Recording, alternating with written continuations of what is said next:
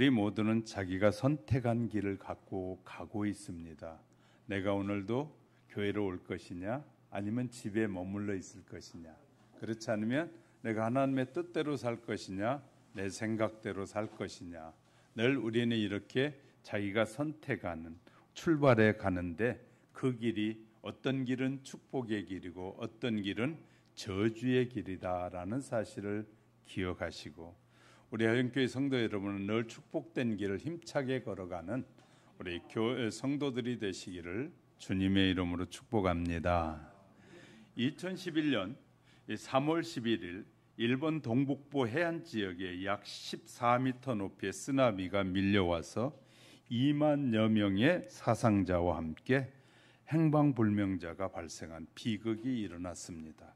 우리는 텔레비를 통해서도 너무 생생하게, 지금도 유튜브에는 그때 일들이 잘 기록되어 있고 또 찍혀서 보여주고 있습니다. 그런데 이처럼 처참한 상황 가운데서 두 마을이 신문에 보도되면서 사람들에게 주목을 받은 마을이 있었습니다.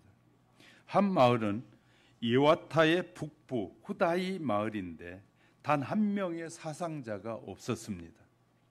그 이유는 1967년 마을 앞에 건설해 놓은 높이 15.5m, 길이가 155m의 방조제와 1984년도에 완공한 수문, 높이가 15.5m와 또 길이 200m의 이 수문 때문이었다라고 합니다. 원래 10m의 방조제와 수문을 세우게 되어 있었습니다. 하지만 촌장 와무라 꼬투쿠가 과거에 메이저 지역에 15m 높이의 쓰나미가 왔었다는 역사적 기록을 참고하면서 15.5m의 높이의 방조제를 고집하면서 그 덕에 이 마을은 보호를 받게 되었다라고 말하고 있습니다. 또 한 마을은 미야코시 야네키치 지역으로서 12가구가 살고 있었는데 40명의 주민이 사는 작은 마을에서 단 한 사람도 생명을 잃은 사람이 없었습니다. 조상들이 쓰나미를 경험한 후에 해발 60m 지점에 이런 내용의 비석을 세워두었다고 합니다. 이 비석 아래에 있는 이 비석보다 아래에는 집을 짓지 말라. 오래된 이 비석이 이끼가 낀 비석이었지만 마을 사람들은 그 비석에 기록된 내용대로 비석 아래쪽에 집을 짓지 않았다고 합니다. 쓰나미 정보가 울렸을 때 그들이 간 곳은 모두 다 자기 집으로 들어갔습니다. 쓰나미는 해발 50m까지 차고 더는 넘쳐 들어오지 못했습니다.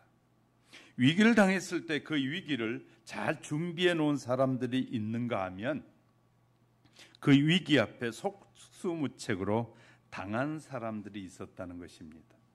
과거의 실패와 아픔에서 비롯된 지혜를 받아들인 사람이 있는가 하면 현실만 바라보고 산 사람들의 삶의 태도는 이처럼 분명하게 다른 결과를 얻게 되었다라고 우리에게 교훈을 주고 있습니다.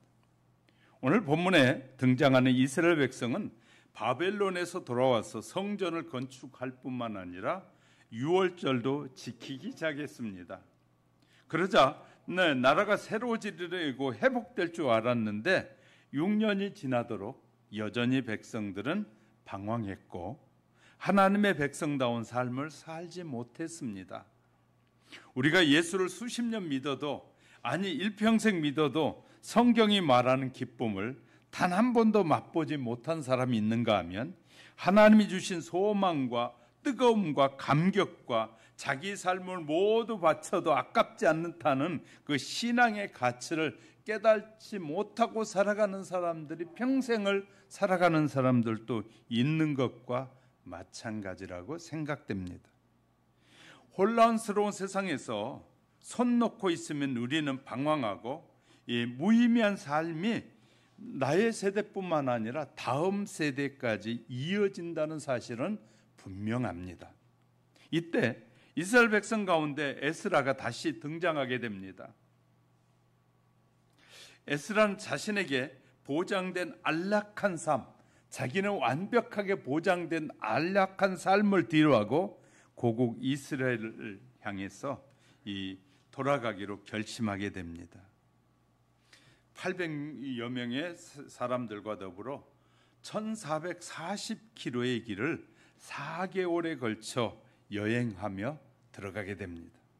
에스라가 꿈꿨던 하나님의 나라의 재건, 또 하나님의 나라의 아름다운 모습은 어떤 것이었을까요? 이를 이루기 위해서 에스라는 어떤 결심을 했을까요? 오늘도 에스라가 깨달지 못하고 살아가는 이스라엘 백성을 향해서 어떤 일을 시작했는지를 살펴가는 시간에 저와 여러분 속에 더 큰 은혜가 임하시기를 주님의 이름으로 축복합니다. 첫째, 생명을 살리는 하나님의 말씀을 연구하라. 에스라가 가장 먼저 하나님의 말씀을 연구하겠다고 결심했다고 본문 마지막 절 10절에서 여호와의 율법을 연구하여 준행하며 율례와 규례를 이스라엘에게 가르치기로 결심하였었더라. 당시의 율법을 연구한다라는 말은 칼로 잰 듯이 정확하게 그 말씀을 살펴본다라는 의미가 담겨 있습니다. 또 결심했다는 말은 언어적 의미를 살려 번역해 보면 자신의 마음을 향해 굳게 확정했다. 나는 이렇게 살기를 확정했다라는 뜻이 담겨 있는 것입니다. 해도 되고 안 해도 되는 그 선택의 문제가 아니라 반드시 해야 하는 문제로 여겨서 결심했다라는 뜻입니다. 본문 6절에 보면 에스라가 어떤 사람인지를 알 수 있는데, 에스라가 이 바벨론에서 올라왔으니 그는 이스라엘의 하나님 여호와께서 주신 모세 율법에 익숙한 학자로서 그의 하나님 여호와의 도우심을 입음으로 왕에게 구하는 것은 다 받은 자이더라. 아마도 에스라는 바벨론에서 태어난 2세, 3세일 수 있습니다. 그는 대제사장 아론의 16대 후손으로서 서기관이었습니다. 원래 서기관은 국가의 이 대내의 문서들을 기록하고 보관하는 일을 하지만 때에 따라서는 왕을 보좌하는 비서 역할도 하는 것이 서기관이기도 합니다. 그러나 에스라는 모세 율법을 연구하고 가르치는 사람이 되겠다라고 결심했단 말이죠. 그래서 성경은 에스라가 모세 율법에 익숙한 학자라고 말합니다. 그리고 이 왕에게 구하는 것은 다 받은 자였다라고 소개하고 있어요. 이는 마치 바벨론 느부갓네살 왕이 다니엘을 인정한 것처럼 바사 다리오 왕이 하나님의 말씀대로 살아가는 에스라를 귀하게 여기고 신실하게 여겼다라는 말입니다. 그렇다면 에스라는 왜 하나님의 말씀을 연구하겠다는 결심을 하게 되었을까요? 에스라는 비교적 자기 나라인 이 이스라엘의 역사가 기록된 자료나 하나님의 말씀과 율법에 접근하기 쉬운 위치에 있던 사람입니다. 그는 이스라엘 역사와 하나님의 말씀을 자세히 살펴보았어요. 그러면서 그에게 공통적으로 다가온 질문이 있었는데, 이스라엘이 흥왕했을 때가 언제인가? 이스라엘이 언제 흥왕하고 그 백성이 살기 좋았던가? 바로 하나님의 말씀이 이스라엘의 백성들의 마음과 삶 속에 머물러 있을 때였다라는 걸 발견한 거예요. 그리고 또 하나의 공통적인 발견은 이스라엘이 멸망하고 어려운 때가 언제인가? 라는 질문의 답은 이런 것이었습니다. 바로 이스라엘 백성들의 마음속에 하나님의 말씀이 사라져버렸고 하나님의 뜻대로 살지 아니할 때, 그때 그들은 세상을 향해 따라가고 그리고 자기 소견에 옳은 대로 살았더라. 이런 결론을 내린 것이. 하나님의 말씀을 읽고 그 말씀대로 살겠다고 막 할 때는 하나님이 그 백성에게 복을 주셨는데 하나님의 말씀대로 살려는 의지가 사라지고 자기 소견대로 자기 생각대로 살고 자기의 뜻이 곧 모든 뜻인 것처럼 말하는 그때는 그들이 피폐했었다고 말해. 우리는 이 말씀을 이 상고에 가면서 이스라엘 백성이 어느 때 흥왕했고 어느 때 멸망했는지를 보는 것처럼 우리가 어떻게 해야 행복하고 복된 삶을 살 것인지를 너무나 명확하게 알 수 있다는 것입니다. 에스라가 여호와의 율법을 연구하려고 했던 또 다른 이유를 찾아볼 수 있는데 그는 바벨론에서 이미 학문을 많이 닦아서 왕의 신임을 얻은 만큼 훌륭한 경력을 소유한 사람입니다. 율법을 연구하는데도 대단한 수준의 학사였습니다. 그러나 그가 다시 율법을 연구하려고 했던 것은 새로운 환경의 의식 때문이에요. 70년이 지나고 나니까 이스라엘 백성들이 70년 전과 지금의 삶이 확 달라져 있었어요. 자, 현대로 설명해 볼게요. 우리나라에 70년으로 돌아가면 70년 전에 어땠을까요? 우리가 상상하지 못한 그런 가난과 찌들은 삶을 살았어요. 전쟁을 통하여 우리나라의 전 나라가 온 국토가 그냥 초토화되어 있었던 그런 상황이었어요. 70년 전에. 그때와 지금을 비교해 보면 엄청난 문화적 차이가 난 거 있는 거예요. 그러니 70년 전의 신앙과 지금의 신앙이 좀 달라져야 되는 거예요. 그렇기 때문에 말씀을 연구해서 그 시대에 적합한 말씀을 가르쳐야 될 필요가 있었다 그 말이에요. 이해가 되십니까? 영적인 상태가 70년 전하고 지금하고 또 다른 상태입니다. 그러니까 그 시대에 맞는 말씀을 가르치고 그 시대에 맞는 영적인 삶이 유지되게 하기 위해서 뭐 했다고요? 말씀을 연구했다. 때문에 에스라가 자신이 아무리 율법에 능통했어도 새로운 환경에 직면한 사람들에게 무엇을 어떻게 가르쳐야 할 것인지에 대한 문제는 심각한 것이었던 것이죠. 70년이 지나고 나니까 하나님의 말씀도 많이 잊어버린 거예요. 여러분, 말씀을 가까이 하지 않으면 말씀이 여러분을 잘 지켜줄 것 같잖아요. 여러분이 하나님의 말씀을 가까이 하지 않으면 하나님도 그냥 내버려 두셔요.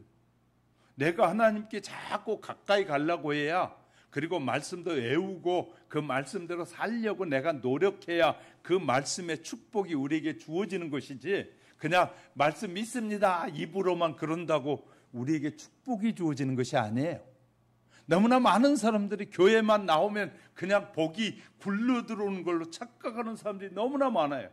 우리는 반드시 기억해야 할 것은 하나님의 언약은 말씀을 믿고 그 말씀대로 따라 살아가는 자에게 복을 준다고 약속되어 있어요. 이렇게 강조해도 아멘을 한 사람밖에 안 하면 나머지 사람들은 무슨 면을 하고 있는 건가요? 성경은 분명하게 이렇게 약속해요. 내 말을 하나님의 말씀으로 듣고 믿고 그 말씀대로 행하는 자면 내가 복을 주리라, 이렇게 약속하고 있다니까요. 그런데 말씀도 안 읽고 말씀도 가까이 하지 않고 기도도 하지 않고 찬양하지도 않고 전도하지도 않고 살면서 복 주세요, 이런 성도들이 오늘날 많아진 거예요. 이 가식적인 성도, 축복에 대한 것만 관심 있는 것이지 하나님에 대해서는 관심이 없는 거예요. 우리가 하나님께 관심을 가지라고 저는 여러분들에게 큐티 책도 드렸고, 그걸 보면서 매일매일 주님의 인도하심을 받으십시오. 여러분의 가정에서도 인도함을 받으셔야 됩니다. 계속 강조했어요. 그게 싼 것 같지만 비선책이에요.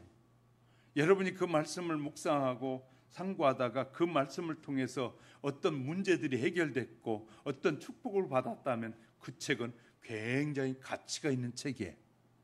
여러분이 하나님의 말씀이 우리 안에 들어와서 내 인생을 변화시킨다면 이 책은 내 인생에 가장 가치 있는 책이에요. 할렐루야.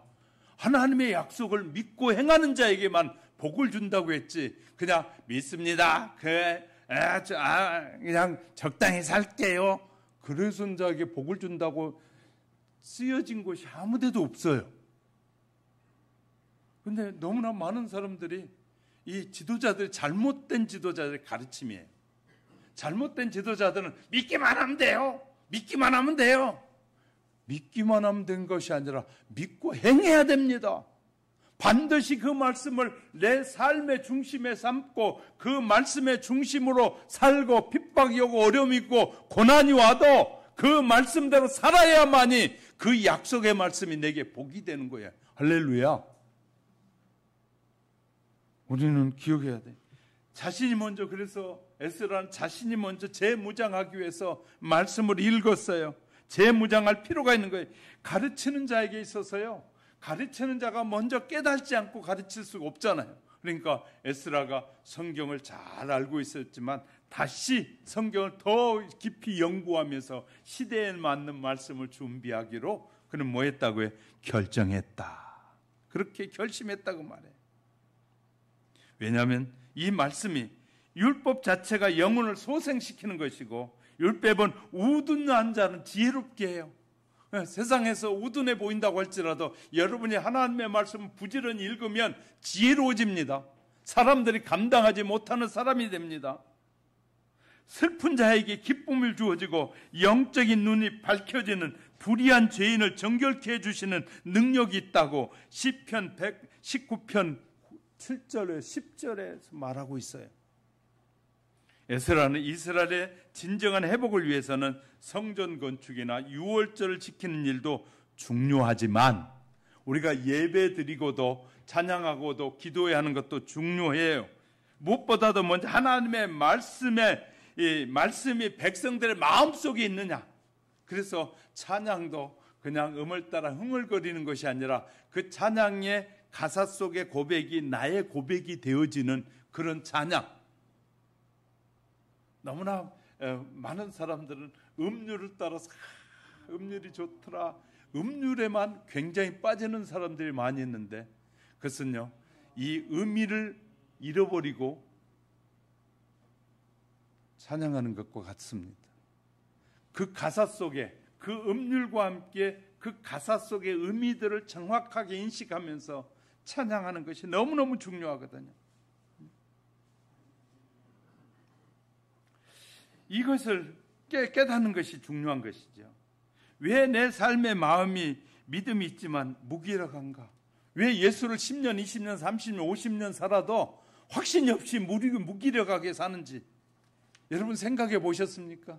왜 10년, 20년 믿었는데도, 찬양하고 예배하는데도 기쁨이 없고 그냥 대충 주요 하다가 그냥 가는지요? 예수를 믿는데 왜 이렇게 현실적이고 세속적인 인간이 되어갈까요? 예수를 30년, 50년 믿었으니까 더 하나님의 사람이 되어가야 하는데 세월이 가면서 자꾸 세상을 향해 가는 거예요. 세상 사람들이 이게 자꾸 들려지기 시작하는 거예요. 이건 심각한 거거든요. 혹시 자기 자신에게 이런 질문이 나온다면 그 원인은 어디에 있을까요? 말씀의 결핍에 있는 것이에요. 말씀을 알기는 아는데 믿고 따르지 않는 결핍에 있는 거예요. 그리고 하나님의 말씀이 오늘 나에게, 우리 민족에게 바로 심겨져야 합니다. 그때 진정으로 하나님의 말씀의 능력이 우리 속에 잠자고 있는 아름다운 믿음의 유산을 일으키게 될 것이에요.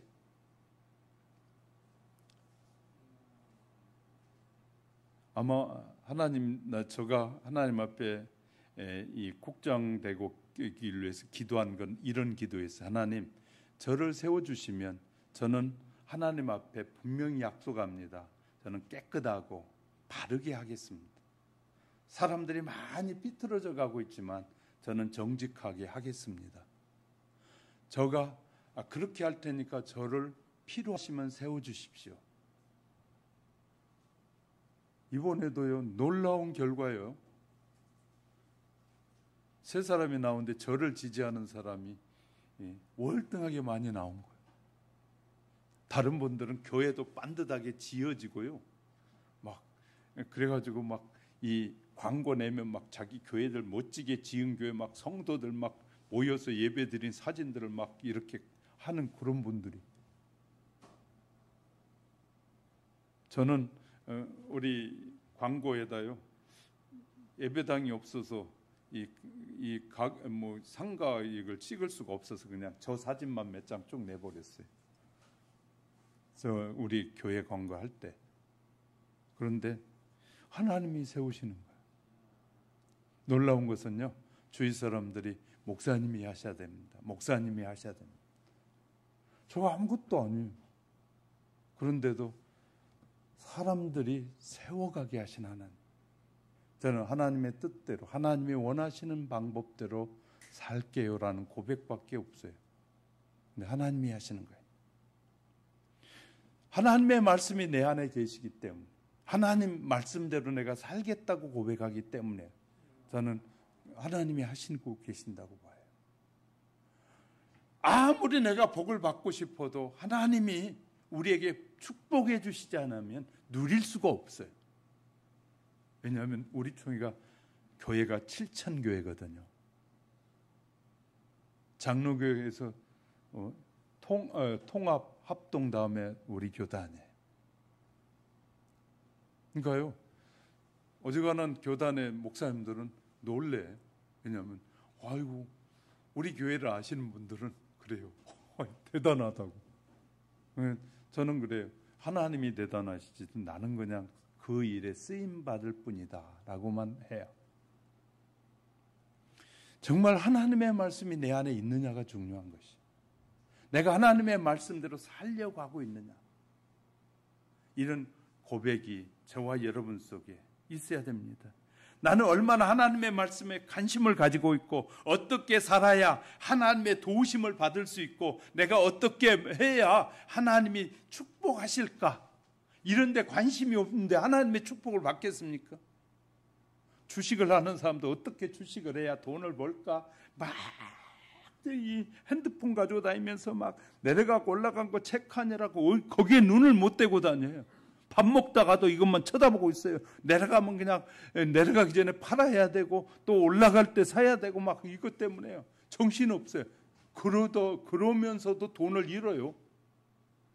우리가 하나님의 사람이라고 말하는 저와 여러분이 하나님 앞에 전혀 관심도 없고 어떻게 해야 복을 받고 어떻게 해야 축복된 인생이 되고 하나님이 어떻게 우리의 인생에 복된 일을 계획하고 계시는지에 관심도 없으면서 복 주세요. 그러면 하나님 복 주시겠어요? 여러분이라면 주겠어요? 우리는 기억하셔야 돼요. 우리가 하나님께 관심을 갖고 하나님의 일에 관심을 가지면 하나님이 축복하셔요. 두 번째는 오늘 작은 것부터 말씀대로 실천하셔야 돼요. 에스라는 대제사장 아론의 16대 손이며 모세 율법에 익숙한 학사이고 당시 아시아 근동의 지배적 위치에 있던 바사 왕의 신임을 받던 인물이었어요. 그는 바벨론 70년의 포로 생활을 청산하고 나라를 재건하며 민족의 신앙 부흥을 꾀하고 당시의 위대한 지도자 중에 한 사람이었죠. 스룹바벨의 지도하에 이스라엘 성전은 재건됐습니다. 예배도 재건됐습니다. 그러나 문제는 이스라엘 백성이 정신적 계획이 안 된 거예요. 내적인 계획, 영적인 계획의 문제 앞에 직면한 에스라는 호세아 선지자의 일찍이 호세아 선지자를 통하여 말씀하신 하나님의 말씀이 생각났는데 호세아 4장 6절 내 백성이 지식이 없음으로 망하는도다. 하나님의 말씀을 다 아는데 하나님의 말씀을 이스라엘 백성이 하나님의 말씀을 외우고 다녀요. 신명기까지는 모세오경은 다 외워요. 대부분의 이스라엘 사람들은 외우고 다니는데 호세아 선지자를 통해 하나님이 하신 말씀이 내 백성이 지식이 없어 망한다. 무슨 지식이? 하나님을 향한 성경을 아는 지식은 있는데 하나님을 어떻게 섬기고 어떻게 하나님을 기쁘시게 할까에 대한 지식이 없는 거예요.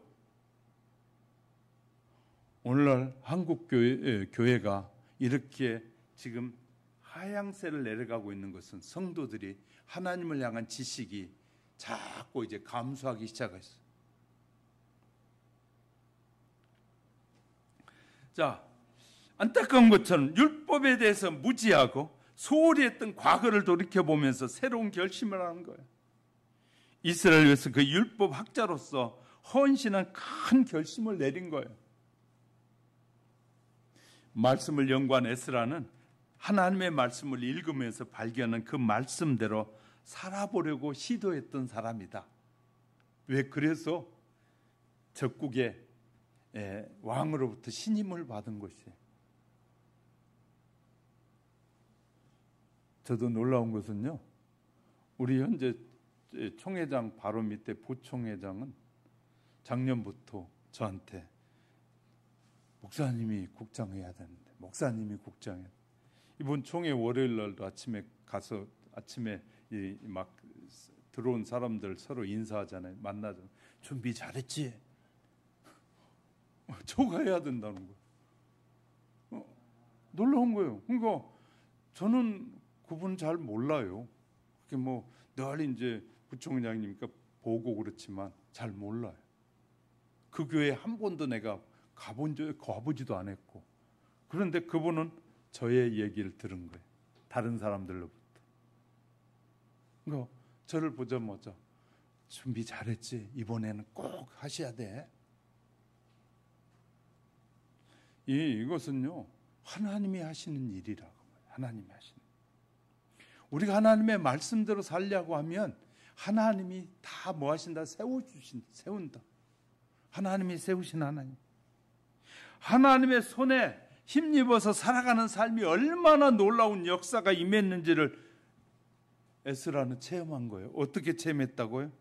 가장 척박한 땅, 회복될 수 없는 그 땅, 그 자리에서 하나님이 에스라를 형통하게 해서 높은 자리까지 올려준.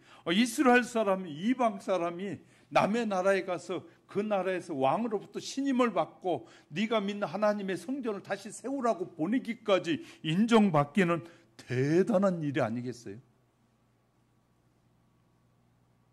여러분이 직장에서 여러분의 사장님들이 여러분을 보면서, 직장하는 여러분을 보면서, 야, 너 예수 믿는 사람 역시 다르구나. 네가 해야지. 이 건물 주인의 이 큰아들의 손자가 지금 뉴질랜드에 살고 있는데요. 뉴질랜드에 공부를 잘해가지고 영국까지 유학을 했어요. 그래가지고 영국의 회사에 들어갔는데, 그가 주임일 때, 작년에라고 그래요. 주임일 때 사장이 부르더래.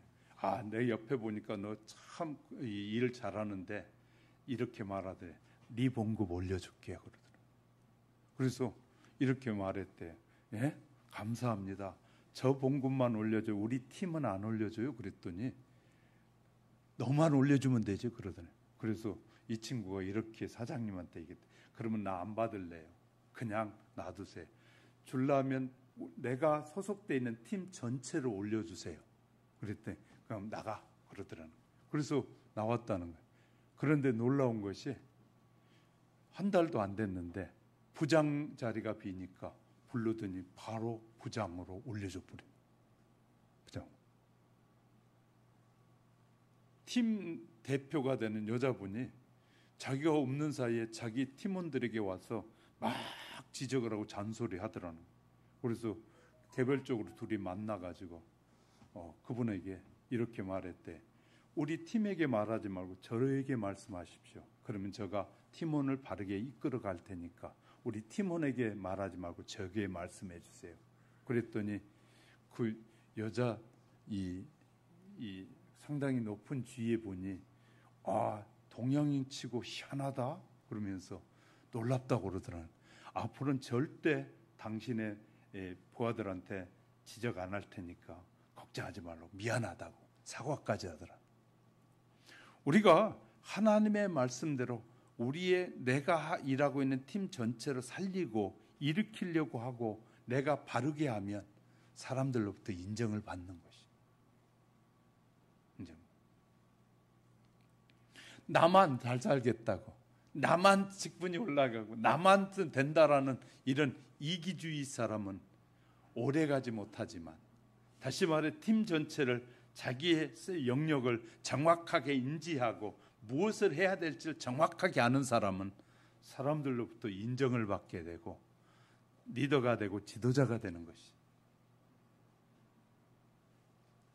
자, 그렇기 때문에 이스라엘들이 형통하게 하고 높은 자리에 얹혀주셨어요. 하나님 왕에게 구하는 것은 다 얻은 복된 인생을 살았다고 말해요. 에스라의 삶의 능력은 바로 하나님의 말씀을 따라 행하는 데 있었다고 말하면서 시편 119편 1절 2절에서 행위가 온전하여 여호와의 율법을 따라 행하는 자들은 복이 있으며 여호와의 증거들 지키고 전심으로 여호와를 구하는 자는 복이 있도다.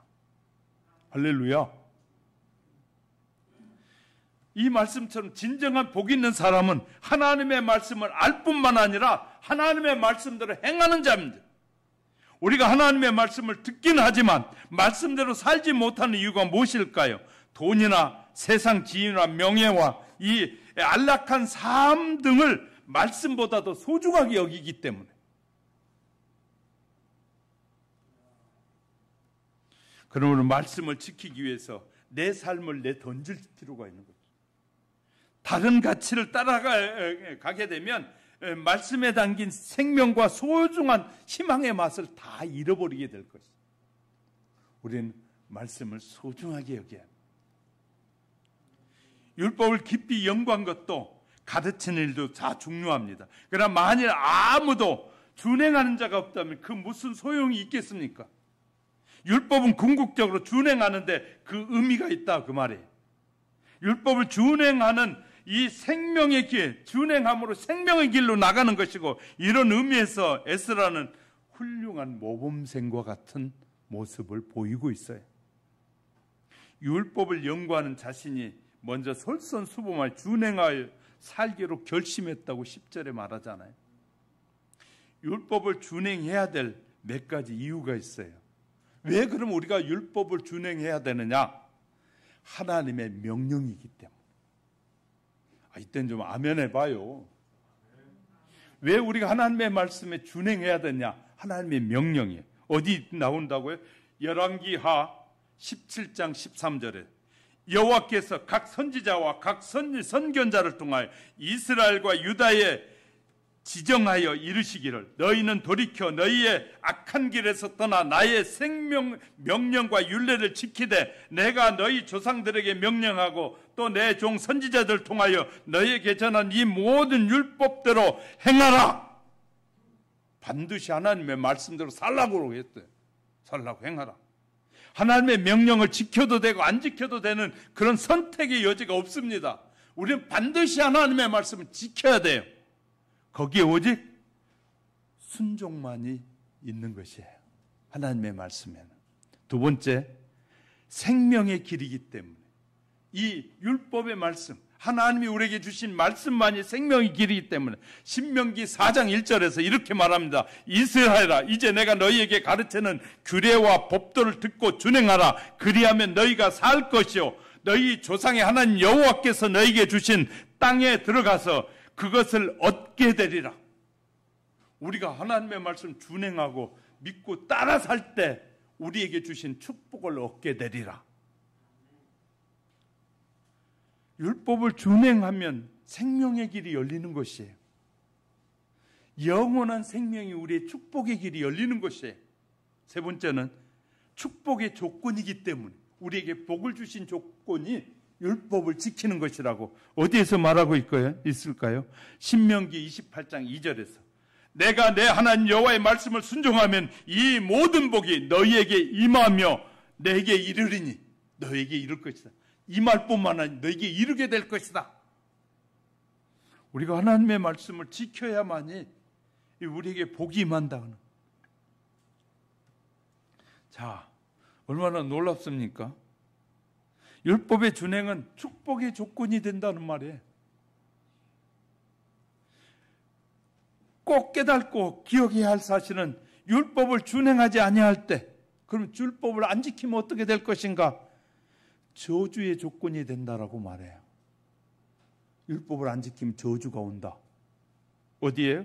신명기 28장 15절에 내가 오늘 내게 명령한 그 모든 명령과 규례를 지켜 행하지 아니하면 이 모든 저주가 내게 임하여 내게 이를 것이다. 저주가 우리에게 임한다는 거. 하나님의 말씀에 순종하지 않으면. 분명하게 복과 저주를 약속하고 있어요. 성경은.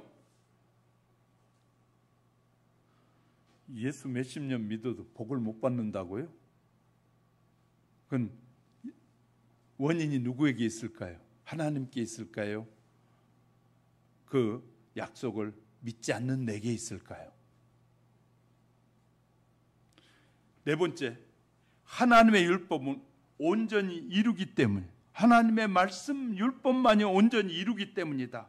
예수님께서 마태복음 5장 18절에서 진실로 너희에게 이르노니 천지는 없어지기 전에 율법의 1.1획도 결코 없어지지 아니하고 다 이루리라. 반드시 하나님의 말씀은 약속한 것은 다 이루어진다는 거예요. 그러면 저주도 이루어진다 그 말이에요. 이 말씀처럼 율법은 온전히 이루어질 것입니다. 그렇기 때문에 모든 성도는 그 말씀을 준행치 않으면 안 된다는 사실을 기억하고 사셔야 돼요. 예수님께서 마태복음 5장에서 주옥 같은 말씀인 산상수훈을 말씀하신 후에 결론 부분에 가서 지혜로운 사람과 어리석은 사람을 구분해 놓으셨어요. 마태복음 7장 24절 26절 그러면 누구든지 나의 이 말을 듣고 행하는 자는 그 집을 반석 위에 지은 사람과 같으리니 지혜로운 사람과 같으리니 나의 이 말을 듣고 행하지 아니하는 자는 그 집을 모래 위에 지은 어리석은 사람 같으니 처음에는 지혜로운 사람과 어리석은 사람 각각의 하나님의 말씀을 듣는 사람과 듣지 않는 사람이라고 생각합니다. 그러나 주님의 분류법은 그렇지 않다는 사실을 깨닫게 되는데 진짜 지혜로운 사람은 하나님의 말씀을 듣고 행하는 사람이라. 어리석은 사람은 보와 같은 하나님의 말씀이지만 그것을 듣고 행하지 않는 사람은 보와 같은 말씀인데도 행하지 않는 사람은 안 된다는 거예요. 그래서 가끔 저에게 주식을 투자하라고 이 문자를 보내신 분이 계시는데 그러면서 이렇게 말해요. 며칠 전에는 300만 원만 투자하시고 일주일 안에 4,200만 원을 만들어 주겠다고. 자기가. 그런 것에 사람들이 얼마나 많이 속은지 몰라요. 300만 원만 해놓으면 자기가 하는 대로 하면 일주일 만에 4,200만 원 된대. 돈 벌기 쉽겠다. 그죠? 얼마나 쉽습니까? 그러니까 그런 것에 믿고 또 따라가는 사람이 있습니다. 그러니까 그런 문자를 보내고 그런 유혹을 하는 거예요. 그러니까 어리석은 사람과 지혜로운 사람이 무엇인지를 깨닫게 되면 저한테 5년 동안 이 문자를 보내신 분이 계셔요. 난 누군지도 몰라. 어떻게 내 전화를 알고 보냈는지는 모르지만 하여튼 5년 동안 주식하라고 자기가 책임져 준다고 이거 투자만 해봐. 이것에 돈 넣기만 하면 본다고 5년 동안 본 어느 날은 이런 문자가 있어요. 세상에 당신 대단합니다. 왜요? 그랬더니 5년 동안 문자 보내도 세상에 투자 안 하는 당신밖에 없대. 나밖에. 난 대단한 사람입니다. 그러면서 또 보내. 아직도 와요. 복이 뭔지를 모르는 사람. 그분은 오직 그거 하는 사람 돈에만 관심 있는 거예요. 우리는 매주 하나님 앞에 말씀대로 예배 드리잖아요. 하나님의 말씀대로 살았더니 하나님이 이렇게 역사하셨습니다. 예배 드리고 난 다음에 그렇게 고백이 있어야 되고 목사님 설교 듣고요. 제가 마음이 찔려서 이렇게 했더니 하나님이 이렇게 복을 주셨어요 하고 그런 얘기 들으면 목사는 굉장히 기분 좋거든요. 얼마나 좋아요. 왜? 하나님의 말씀대로 순종했더니 하나님이 이렇게 응답해 주셨다고 축복해 주셨다고 하는 얘기 들으면 얼마나 기분 좋아요. 그런데 그 말이 없는 것은 뭐예요? 말씀대로 안 사니까. 성경의 약속은 분명한데 우리가 그 약속을 지켜 행하지 않으니까 복을 못 받는 것이거든요. 자, 우린 기억해야 됩니다. 자, 실천이 없으니까 하나님의 능력을 체험하지 못하는 것이에요. 말씀대로 따라가지 못하니까 세상의 결실, 육체의 결실을 거두고 살아갈 수밖에 없는 거예요. 사람은 관심이 있는 대상에 보이기 마련이잖아요. 내 자신에게 관심이 있는데 하나님의 역사가 보일 리가 없잖아요. 다른 것에 관심이 있는데 하나님이 어떻게 일하시는 게 보이지 않잖아요. 그러니까 우리는 옛날에 어려울 때 그렇게 교회에 와서 막 서로 기도하려고 몸부림치고 그냥 안수 안 해주면 목사의 손을 갖다가 자기 머리에다 막 얹고 안수까지 받으려고 했던 그런 열정이 다 없어져 버렸어요. 어떻게 하면 예배를 줄일까? 어떻게 하면 예배에 참석 안 할까? 어떻게 하면 빠질까에 관심이 있지? 어떻게 하면 한 번이라도 더 예배 드리고 말씀에 언제 어떻게 하나님이 우리에게 축복해 주실지 모르잖아요. 어떤 말씀이 우리 안에 깊이 와닿고 우리의 인생의 삶을 새롭게 이끌어 가시는 말씀이 될지 모르잖아요. 그러니까 부지런히 말씀을 듣고 왜 이 말씀을 주시는 것일까 생각을 해야 되거든요. 저는 그렇게 늘 생각해요. 설교 들으면서 왜 저 말씀이 내게 와 부딪히지? 저는 그렇게 생각해요. 다른 목사님들이 설교하잖아요. 저희도 총회 가고 하면 계속 예배 드리거든요. 그러면 저 말씀을 가만히 늘 아는 말씀인데 어느 날은 저 목사님을 통해서 말씀하시는 말씀을 듣는데 뭔가 마음에 와 톡 닿는 거예요. 하나님이 왜 이 말씀을 주시는 것일까? 나는 어떻게 살라는 거죠? 어떻게 하라는 것까? 왜 이 말씀을 주셨을까? 그렇게 상고하다 보면 이렇게 길이 보여요. 길이 보여요. 아, 이걸 원하시는구나 라는 느낌이 탁 와요. 근데 설교를 들으면서 아이고 빨리 갔으면 좋겠는데 언제 끝나나? 아이고 저 말을 아까 했는데 또 하네. 이러고 있으니까 아이고 저 말은 또 나를 기분 나쁘게 하는 말이네. 설교 들으면서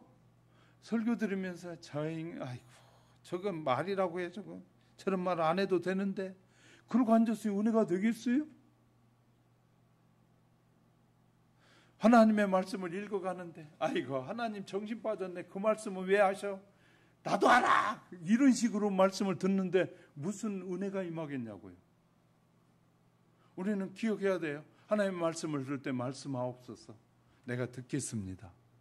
하나님의 신실한 사람들은 무슨 말씀을 하시든지 내가 듣기 원합니다. 내가 그것을 깨닫기 원합니다. 그리고 알기 원합니다.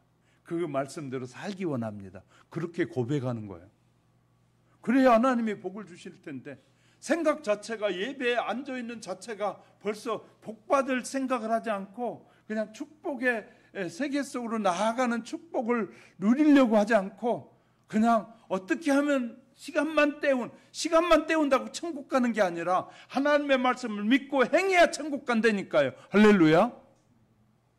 교회 와줬다고 몇 번 예배 드렸다고 천국 안 가요. 그런 사람들, 천국 못 간 사람들 천국 문 앞에 수도 없이 많아요. 베드로가 천국 문 앞에서 찾는 사람은 하나님의 말씀을 듣고 믿고 그 말씀대로 살았느냐? 그런 사람을 찾는 거예요. 그런 사람이 천국에 가는 거예요. 우리 모두는요, 듣고 깨달은 말씀을 실천하는데 적은 거 하나부터 순종하기 시작해야 돼요. 큰 거 하기 어렵잖아요. 적은 거부터 순종하기 시작하면 어느 사이인가 내가 순종이 이만큼 쌓여 있다 보면 큰 것도 순종하게 되고 그렇게 순종해 갈 때 하나님의 사람으로 온전해져가는 그런다는 사실을 믿으시기를 주님의 이름으로 축복합니다.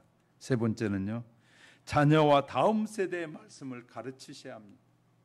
우리 율법의 효능과 율법을 준행해야 될 이유를 알게 됐습니다. 이것이 율법의 소중하고 우리의 영혼을 소생시키고 변화의 필수적으로 발견한 이 에스라는 이스라엘 민족을 위해 율법을 교육하기로 결심했는데 에스라는 이스라엘 민족이 바벨론 70년의 포로 생활을 극복했던 그 모든 일들을 극복하고 이제 승리를 위해서 율법을 지켜야 되고 행해야 된다는 사실을 다시 교육하기 시작했단 말이에요.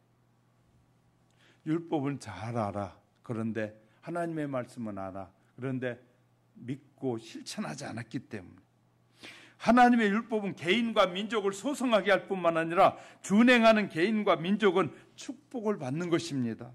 그러나 준행치 아니하는 때는 개인도 민족도 이스라엘처럼 비극적인 결과를 가져오는 거예요. 하나님의 말씀에 순종하지 않으면 비극적인 결과가 찾아와요. 어느 날부터. 율법을 저버린 생활은 곧 범죄 생활과 같기 때문인 것이죠. 에스라는 이스라엘 백성의 언약 백성으로서 이 정체성을 상실하고 현실을 따라 사는 이 이유가 하나님의 말씀을 알지 못하고 그 말씀들을 실천하려는 훈련을 받지 못했기 때문이다. 훈련받지 않았기 때문에. 그래서 이 백성에게 말씀을 가르쳐야 한다고 마음먹었어요. 하나님의 말씀은 지킴으로써 하나님의 능력이 이 백성에게 나타나게 되고 그들 속에 하나님의 자녀됨이 회복되어지고 하나님 앞에 새로이 헌신하고자 하는 하나님의 말씀을 그 가르치기로 작정했다고 말해요. 모세가 여러분 잘 아시잖아요. 모세가 이 가나안 땅을 입성하기 전에 이 40년 동안 광야를 잘 끌고 오게 되잖아요. 광야 생활이 끝나고 이제 축복된 생활로 들어가기 전에 모세가 마지막으로 한 것이 뭐예요? 백성들의 부탁이에요. 신명기 6장 7절에 어느 때든지 하나님의 말씀을 부지런히 가르쳐라. 우리의 자녀들에게 하나님의 말씀을 가르치고 순종하도록 해야 된다고 말해. 그렇게 하라는 거예요. 가나안 땅에 들어가 풍족하게 살게 되거든 애굽의 광야에서 함께 하시는 하나님의 그 말씀을 기억하고 자녀들에게 분명히 가르치라고 말해. 부지런히 가르치라. 왜 예배 드리러 못 나온대요? 그러면 막 이유를 설명하고 막 이유 설명하지 말고 죄송합니다. 다음에는 어떻게 하든지 나오게 할게요. 그래야 돼요. 우리는요. 그 아이를 변명해 줄 이유가 없어요. 변명해 주는 것은 이 아이를 저주에 가게 하는 거예요. 예배를 드리러 나오지 못하게 방해가 되는 건 사탄이 하는 일이거든요.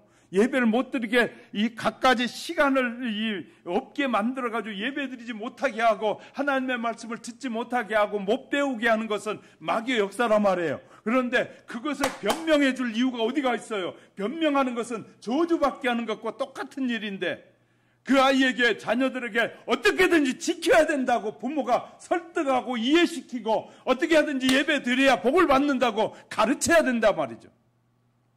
우린 철저하게 해야 됩니다. 철저하게. 하나님은 철저하게 하는 자에게 복을 주신다고 말하고요. 가끔 저한테 고리타분하게 믿는다고 하는 사람도 있어요. 왜? 원리 원칙대로 바르게 하려고 하는데 고리타분하다는 말을 해요. 그때마다 저 양반 많이 변질됐구나. 그러면 하나님의 말씀이 고리타분한 거예요. 하나님의 말씀을 믿고 그렇게 살려고 하는 사람이 고리타분하게 보인다면 자기는 지금 하나님의 말씀에서 멀어져 있는 거예요. 이해가 되셨으면 아멘. 우리가 잘 하셔야 되는데 자기가 말하는 말에 의미를 모르고 말하는 사람들이 너무나 많아요. 우리 주위에는. 자, 고리타분한 것이 아니에요. 하나님의 말씀대로 더 살려고 할 때 우리가 옆에서 격려해 줘야 돼. 하나님의 말씀대로 사는 것이 너무 좋아요. 저도 그렇게 살라고 노력할게요. 그래야 되는데 아이고 요새 시대가 어떤 시대인데 목사님 그렇게 예수 믿어요? 지금 저주를 향해 가고 있는 것도 몰라요. 그렇게 말하는 거예요. 성경은 이렇게 말해요. 하나님이 약속한 이후에 지금까지 단 한 번도 세상 문화와 연관하지 않고 하나님의 말씀은 지키느냐 지키지 않느냐에 따라서 천국 가느냐 지옥 간다고 가르치고 있어요. 자, 저는 여러분에게 이제 마지막 정리해 보려고 합니다. 일본의 쓰나미를 경험한 후손들에게 교훈을 남겼어요. 해발 60m 위에다가 집을 지어라. 아래는 짓지 말라. 그 내용의 비석을 세우기도 했고 비난을 받으면서도 역사의 교훈을 통해서 이 15m가 아니라 15.5m의 이 방어막을 세워야 된다고 이장이 그 당시에 이장이 고집부려서 했더니 그 마을이 쓰나미로부터 지켜진 것처럼 우리는 철저하게 하나님의 말씀을 지키고 믿음을 통하여, 믿고 지킴을 통하여 우리가 축복된 삶의 길을 걷는 것이에요. 할렐루야. 적당히 살다가 이제 신앙생활도 한 3, 40년, 50년 했으니까 이제는 적당히 하나님이 그냥 눈 감아 주실 거예요. 그건 세상적인 생각을 하면 안 돼요. 우린 철저하게 하나님은 그런 걸 용납하신 분이 아니라고 가르치잖아요. 성경은 분명하게 말해. 네가 믿느냐 믿지 않느냐, 행할 거냐 행하지 않을 거냐 라고 정확하게 말하는데, 그냥 목사님 하나님은 봐주시겠죠. 사랑이 많으신 한 사랑을 갖다 붙이는 거예요. 거기에다가 우리는 하나님의 말씀이 무엇을 의미하는지를 정확하게 이해했다면 우리는 변함없이 더 열정적으로, 세월이 가면 갈수록 더 하나님을 잘 믿으셔야 돼요. 할렐루야. 변함없이 믿으셔야 돼요. 옛날에는 정말 감정적으로 믿었다면 이제 지식적으로 조금 더 든든해져서 어떤 유혹이 있어도 흔들림 없이, 그래요, 그 일도 너무너무 좋지만 내가 믿는 하나님을 섬기는 이 마음은 나는 변함이 없다오 하고 고백할 수 있어야 돼. 할렐루야. 우리가 이렇게 고백하고 살아갈 때 하나님의 축복은 나를 통해서 우리 가족들과 이웃들에게 전해져 가게 될 것입니다. 사랑하는 우리 하영교회 성도 여러분, 이제 눈을 감으시고요, 말씀을 정리합니다. 오늘 살아가는 우린 종말을 향해 가는 모습이 정말 안타깝습니다. 또 어려운 시대를 우리가 살아가고 있음을 감지할 수 있습니다. 이런 시대에 어떻게 우리의 신앙을 회복할 것인가? 나의 회복은 하나님의 말씀에 내 안에서 회복되는 것입니다. 말씀이 내 안에 회복되는 것이고, 가정이 회복은 하나님의 말씀이 가정을 끌고 갈 때, 가정의 예배와 말씀이 살아있는 그런 가정이 될 때 회복되는 것입니다. 또한 자녀들의 회복은 하나님의 말씀이 자녀들에게 전해지고 그들이 하나님의 말씀 앞에 믿음으로 살아가는 것이 바로 회복입니다. 이런 사실을 발견하고 우리는 열심히 하나님의 말씀을 시간이 없을 때 못 읽었다면 시간이 주어진 지금 말씀을 읽으셔야 되고, 그 말씀을 믿어야 되고, 그 말씀을 어떻게든 실천하겠다고 결심하고 열심히 살아갈 때 하나님의 축복이 우리 모두에게 임하게 될 것입니다. 여러분, 오늘 말씀 들으면서 무엇을 깨달으셨습니까? 하나님이 여러분에게 뭘 원하시는 것이라고 생각하십니까? 하나님, 내가 이렇게 살겠습니다. 내가 이렇게 믿고 행하겠습니다. 다시 한번 고백해 보시지 않겠습니까? 우리 잠시 기도하십시다.